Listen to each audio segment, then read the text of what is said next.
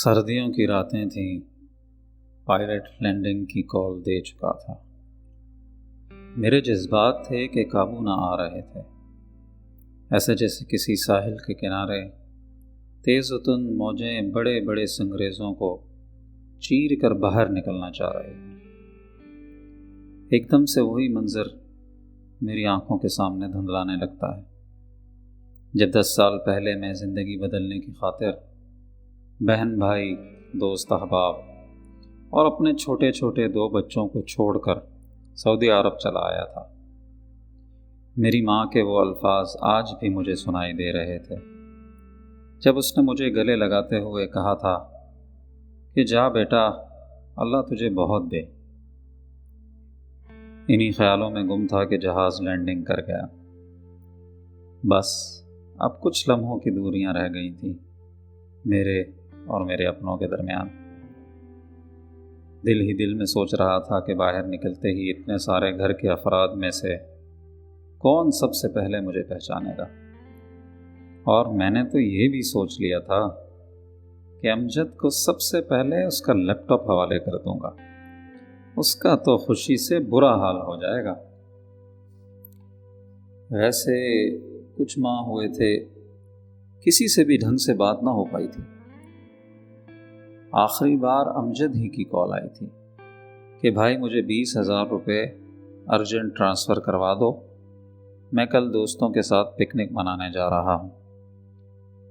خیر مجھے آج اپنے آپ پر فخر بھی ہو رہا تھا، کیونکہ میں ان 10 سالوں میں وہ کام بھی کر گیا جو میں مر بھی جاتا مگر پاکستان میں نہ کر پاتا۔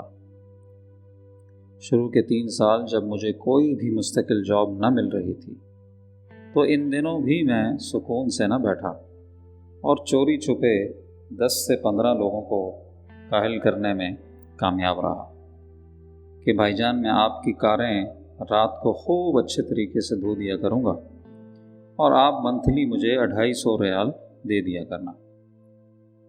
ہر ہفتے اماں کو کال کرتا اور وہ مجھے بتاتی رہتی کہ گھر کے حالات ٹھیک نہیں، جتنی جلدی ہو سکے اپنے چھوٹے بھائی کو بھی بلا لو۔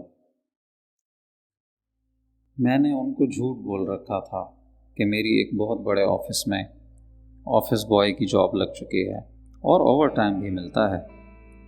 اوکھے سوکھے کر کے وہ 3 سال تو گزر گئے، پر کرم یہ ہوا کہ جو 5 لاکھ کا قرضہ چڑھا کر میں آیا تھا اس کی ایک ایک پائی میں نے سلمان بھائی کے اکاؤنٹ کے ذریعے اتار دی تھی۔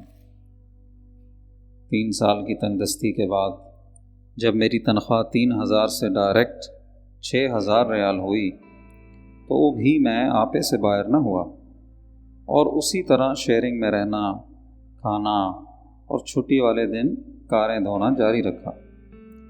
ایسا کبھی نہ ہوا کہ میں تنگ نہ ہوتا، بلکہ آئے دن اپنے آپ سے وعدہ کرتا کہ بس یہ سال میری خواری کا آخری سال ہوگا اور میں پاکستان اپنوں میں واپس چلا جاؤں گا۔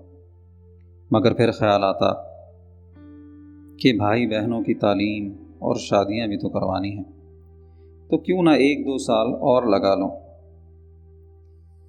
سال دنوں کی طرح اور عمر گھنٹوں کی طرح گزرتی رہی اور بہن بھائیوں کی شادیاں بھی ہو گئیں۔ اب تو بس تہیہ کر لیا تھا کہ واپس جا کر اپنا کوئی بزنس کروں گا یا اسلم بھائی کی دکان میں ہی ہاتھ بٹا لیا کروں گا، لیکن مڑ کر کبھی پردیس کا رخ نہیں کروں گا۔ اتنے میں امیگریشن والے آفیسر نے جانے کا اشارہ کیا اور میں پھرتی سے ایئرپورٹ سے باہر جانے والے رستے کی طرف ایسے لپکا جیسے کوئی چور کئی سالوں کی جیل کاٹ کر آزادی ملنے کی خوشی میں باہر کی طرف بھاگ رہا ہو۔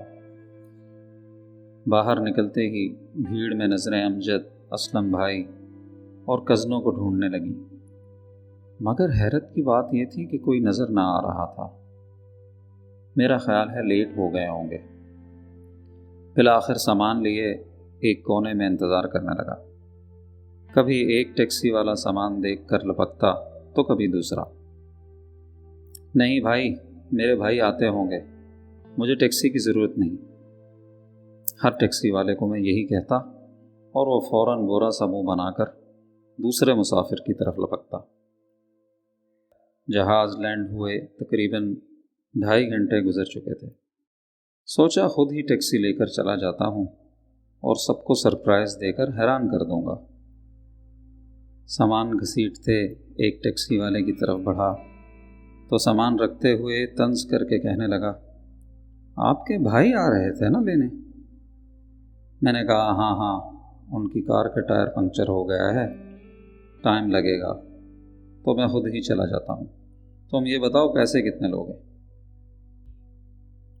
انتہائی عجیب و غریب سوچوں میں گم ٹیکسی میں منہ اترا، کب گھر کی گلی میں داخل ہوا پتہ بھی نہ چلا۔ ٹیکسی والے کو کرایہ دے کر فارغ کیا اور سامان کا بیگ گھسیٹتے دروازے پر پہنچا اور زور زور سے بیل بجانے لگا، لیکن کافی دیر گزر جانے کے بعد بھی کوئی آہٹ سنائی نہ دی۔ اتنے میں پڑوسی کا لڑکا پرویز مجھے دیکھ کر بڑی گرم جوشی سے ملنے آیا اور حال احوال پوچھنے کے بعد بتانے لگا کہ آپ کے گھر والے یہ چابی دے گئے تھے، اور مزید کہنے لگا کہ وہ کسی رشتہ دار کی شادی میں گئے ہیں، شاید لیٹ آئیں۔ انسان بہت جلد ہی اوسان خطا کر دیتا ہے اور طرح طرح کے منفی خیالات کی بارش ہونے لگتی ہے۔ ایسی بھی کیا ضروری تھی یہ رشتہ دار کی شادی کہ برسوں بعد آئے بھائی کو ایک فرد بھی لینے نہ آیا، بلکہ اتنا کسی نے نہ سوچا کہ میں 10 سال بعد آ رہا ہوں تو خالی گھر دیکھ کر کتنا برا محسوس کروں گا، اور ایسے نہ جانے کئی برے خیالات۔ خیر، ذہن کو ایک طرف جھٹک کر دروازہ کھولا اور گھر کی حالت دیکھ کر خوشی ہوئی، کیونکہ پہلے سے گھر کا نقشہ بہت سنور چکا تھا۔ نیا رنگ و روغن، لینٹر کی چھت اور اوپر کے 2 نئے کمرے۔ کسی نہ کسی طرح شام ڈھلی اور گھر والے بھی آن پہنچے۔ خوشی خوشی دروازہ کھولا اور اپنی موجودگی سے سب کو حیران کر دیا۔ آج مجھے گھر لوٹے 5واں دن تھا۔ ایک چیز بڑی بے چینی سے محسوس کر رہا تھا کہ ہر کوئی اس بات سے نالاں ہے کہ میں سب کچھ چھوڑ چھاڑ کر کیوں آ گیا۔ امجد بولا، بھائی میں نے PS4 لینا تھا اور آپ نے کہا تھا کہ 1-2 مہینے میں لے دوں گا، اب تو آپ واپس آ چکے ہو، اب میں کیسے PS4 لوں گا؟ میں نے اداس ہوتے ہوئے کہا، امجد تمہیں خوشی نہیں کہ اب تم اپنے بھائی سے روز ملو گے اور گپیں مارو گے؟ تو وہ برا سا منہ بناتے ہوئے باہر چلا گیا۔ سلمان بھائی صبح اٹھتے ہی کہیں چلے جاتے اور رات دیر گئے آتے ہی اپنے کمرے میں چلے جاتے۔ میرا بہت دل تھا کہ وہ میرے ساتھ 1-2 گھنٹہ بیٹھیں تاکہ میں انہیں اپنی آپ بیتی سنا سکوں اور اپنا بوجھ ہلکا کر سکوں۔ 6واں دن تھا۔ رات 12 بجے جیسے ہی وہ گھر پہنچے، میں دروازہ کھولنے خود ہی چلا گیا۔ مجھے دیکھتے ہی حیران بھی ہوئے اور تھوڑے سے پریشان بھی۔ میں نے ہنس کر کہا، میں 4-5 دن سے آپ سے گپ شپ لگانا چاہ رہا تھا، تو آج سوچا جاگ کر آپ کا انتظار کر لیا جائے۔ سلمان بھائی فوراً اکھڑے اکھڑے سے بولے، یار اب تو آ ہی گئے ہو نا پکے پکے، کر لیں گے گپ شپ، ابھی مجھے نیند آ رہی ہے۔ میں الفاظ منہ میں تھامے چپ سا رہ گیا اور وہ چلے گئے۔ وقت گزرتا رہا۔ پاکستان آئے ہوئے 4 ماہ گزر گئے۔ آئے دن ایک کڑوا سچ میری امیدوں کے کان کھینچتا اور سارا دن میں اس کڑوے سچ کو غلط ثابت کرنے کے لیے عجیب و غریب تعویلیں گھڑتا رہتا۔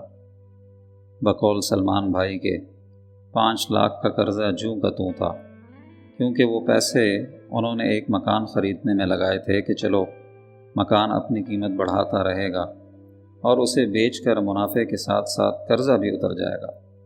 البتہ بعد میں انہیں پتہ چلا کہ اس مکان کے کاغذات 2 نمبر تھے اور انہیں چونا لگانے والا دوست بھاگ چکا تھا۔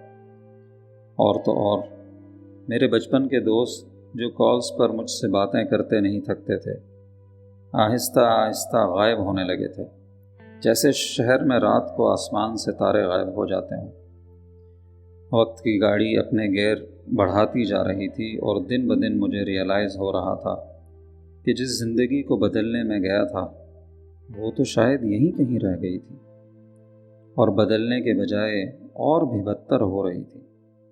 اپنے چھوٹے بڑوں کو بنا حساب کتاب دے دے کر اپنے قریب کرنے کے بجائے دور کر چکا تھا میں، اور ایک عمر تھی کہ جو میں پردیس غیروں کے نام کر آیا تھا۔ کیا رہ گیا تھا میرے پاس؟ یہ سوال سوچ سوچ کر مجھے لگنے لگا تھا کہ میں نفسیاتی مریض بن جاؤں گا، اور پھر اس مریض کے تیماردار اس پر ترس کھانے کے بجائے طنز کریں گے کہ دیکھا، بولا تھا اس کو جاب چھوڑ کر مت آنا۔ دوستو، مجھے اب قدرت کا وہ قانون سمجھ آنے لگا تھا کہ کیوں ایک پرندہ اپنے ہی معصوم بچے کو پر آ جانے کے بعد اونچائی سے دھکا دیتا ہے، اور کیوں عقل مند لکھ پتی لوگ اپنی ہی جوان اولاد کو ایک عمر کے بعد اپنا خرچہ اٹھانے کی عادت ڈالتے ہیں۔ مجھے شاید اس قانون کو توڑنے کی سزا ملی تھی کہ آج میرے سب اپنے مجھے ایک خالی ATM مشین سے زیادہ کچھ نہ سمجھتے تھے۔ ان کے ذہن میں میں صرف ایک وہ انسان تھا جو کہ آنکھوں کے سامنے ہو نہ ہو مگر پیسے باقاعدگی سے بیچتا رہتا ہو۔ میں تو اپنی ذات میں ایک دیوتا بنا بیٹھا تھا جو کہ پردیس صرف اس وجہ سے کاٹ رہا ہو کہ اس کے گھر والوں کا پیٹ پال سکے اور ان کی نظر میں انتہائی درجے کی عزت رکھتا ہو۔ لیکن میں نے تو اپنوں کی عادتیں ہی خراب کر ڈالی، ناکارہ کر ڈالا تھا ان کو۔ کہیں ایسا تو نہیں کہ پیار سمجھ کر جو پودا میں لگا رہا تھا وہ پودا زہر کا پودا تھا؟ دوستو، یاد رکھیں کہ اگر سونا سڑکوں پر پتھروں کی طرح رلنے لگے اور بنا توڑے نوالے منہ میں ڈلنے لگے تو پھر کسی انسان کو جنت کی طلب نہ رہے۔ جب ہم اپنی اچھی نیت سے دوسروں کی زندگی کی سٹرگلز اپنے سر لے لیتے ہیں تو ہم ان کے آگے بڑھنے کا عمل بھی چھین لیتے ہیں، کیونکہ مشکلات تو انسان کو آگے بڑھانے کے لیے ہی آتی ہیں۔ وگرنہ یاد رکھیں، آپ جو بھی کر لیں، ایک ناکارہ بھائی، بیٹے اور دوست کے سوا آپ کے ہاتھ کچھ نہ آئے گا۔